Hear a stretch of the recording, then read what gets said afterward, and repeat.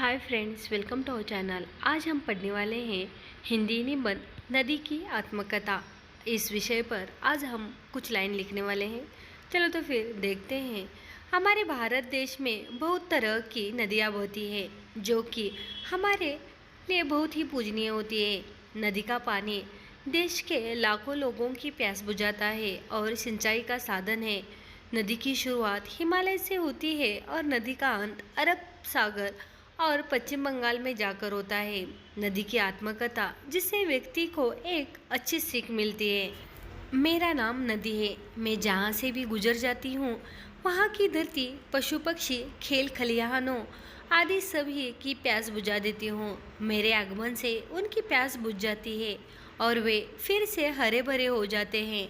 समय समय पर मेरे अनेक नाम पड़ गए हैं। नदी, नहर, तटिनी, सरिता, क्षिप्रा आदि मेरे नाम हैं। मैं तेज प्रवाह से बहती हूँ, इसलिए लोग मुझे प्रवाहिनी कहते हैं और बहते समय मैं सर सर की ध्वनि करती हूँ, इसलिए लोग मुझे सरिता भी कहते हैं। मैं कई बाधाओं से गुजर बहती हूँ। मेरे राह में बहुत सारी रुकावटें आती है। मेरे राह में जो भी पत्थर और मुश्किलें आती है मैं उन्हें पार करके निकल जाती हूँ। मैं कभी तेज बहती हूँ और कभी थोड़ा धीरे।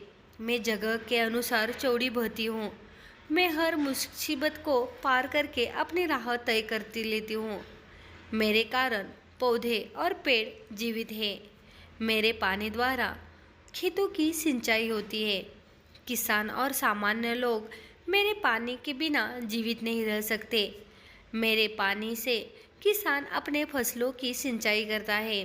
मनुष्य अपने स्वार्थ सिद्ध के लिए प्राकृतिक संसाधनों का दुरुपयोग करता है, इसलिए प्राकृतिक आपदाओं के कारण हर जगह नदियों का जल मनुष्य को नसीब नहीं होता है।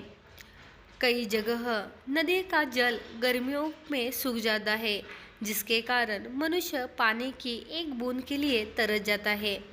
मैं पर्वतों की गोदी से निकलकर और कई चट्टानों से होकर बहती हूँ। मैं जन कल्याण में महत्वपूर्ण का भूमिका अदा करती हूँ। मैं पहाड़ों से होकर टेढ़े मेढ़े रास्ते से गुजरकर अंत में समंदर में जाके मिलती हूँ। मुझसे छोटे छोटे नहरें निकालती है। मैं बंजर मिट्टी को उपजाऊ बना सकती हूँ। मेरे इन्हीं गुणों के कारण मुझे कई सारे नामों से पुकारा जाता है।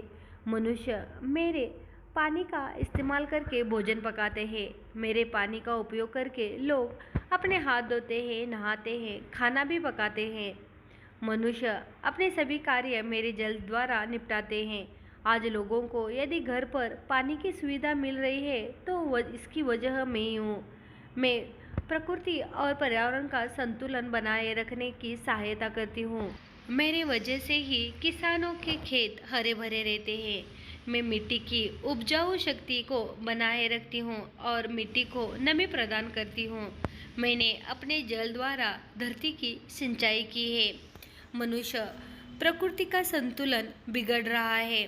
इसके कारण हर देश और राज्यों के कई हिस्सों में बाढ़ जैसी स्थिति हर वर्ष बन रही है।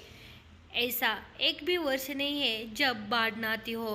कभी कभी मनुष्य इतना ज़्यादा प्रकृति पर दबाव बना कहता है कि मैं रौद्र रूप धारण कर लेती हूँ और किनारों को तोड़कर गांवों और तटीय इलाकों को डुबा देती हूँ। मेरे कारण बहुत लोगों के घर उजड़ जाते हैं। उसके बाद मैं शांत होकर वापस आ जाती हूँ और मन ही मन पछताती हूँ। मनुष्य औद्योगिकरण और शहरीकरण के पीछे इतना अंधा हो गए हैं कि वह प्राकृतिक संसाधनों को नुकसान पहुंचा रहा है।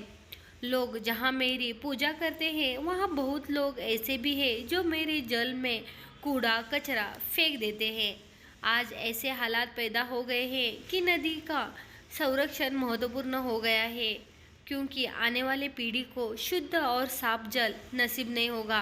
प्लास्टिक, घर का कचरा, फैक्ट्रियों से निकलने वाला कचरा नदियों में बह रहा है, लेकिन तुम मेरे पवित्र मन को कलंकित कर रहे हो। वे मेरे कंटेनर से रेत और बजरी निकाल रहे हैं और मुझे सूखा कर रहे हैं। मेरे और मेरे साथियों के वृक्षों का पालन पोषण कैसे होगा? लेकिन मनुष्य को यह कब पता चलेगा, हमारे खिलाफ अन्याय और अत्याचार कब रुकेगा। आज मनुष्य को सावधान रहने की ज़रूरत है। इसलिए अब मैं आपको अपनी कहानी सुनाकर अपने मन को मुक्त कर रही हूँ। यह नई पीढ़ी शायद इससे बाहर निकलने का रास्ता खोज लेगी और हम वास्तव में हमेशा के लिए खुश रह सके।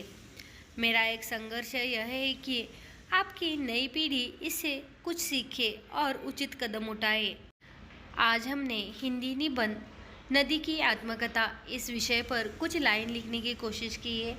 ये वीडियो आपको कैसा लगे ज़रूर बताना। वीडियो अच्छा लगे तो चैनल को सब्सक्राइब और वीडियो को लाइक करना ना भूलें। Thank you everyone.